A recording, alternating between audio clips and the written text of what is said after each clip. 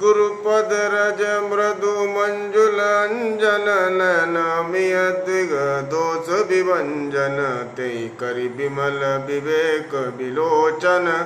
बरनौ रामचरित भव मोचन बंदौ प्रथम मही सुर चरना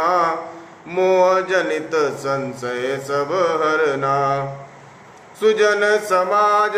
सकल गुण कानी करौ प्रणाम सप्रेम सुवानी साधु चरित शुभ चरित कपासु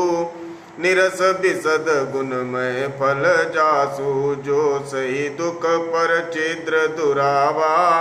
बंदनीय जय जगवस पावा मुद मंगल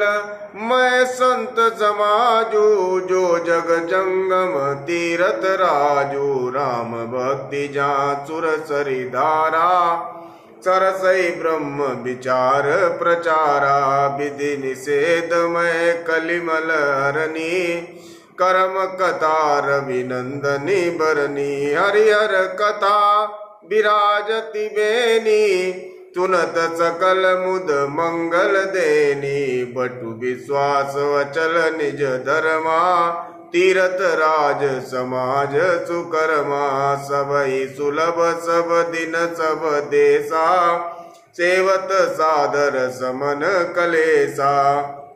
अकत अलौकिक तीरथ राऊ औदेहि सद्य फल प्रकट प्रभाओ देवी पूजी पद कमल तुम्हारे सुर नर मुनि सब होई सुकारे मज्जन फल पेखिय तत्काला काक होई पिक बकहु मराला सुनिया चरज करे जनि कोई सतसंगति महिमा नहीं कोई।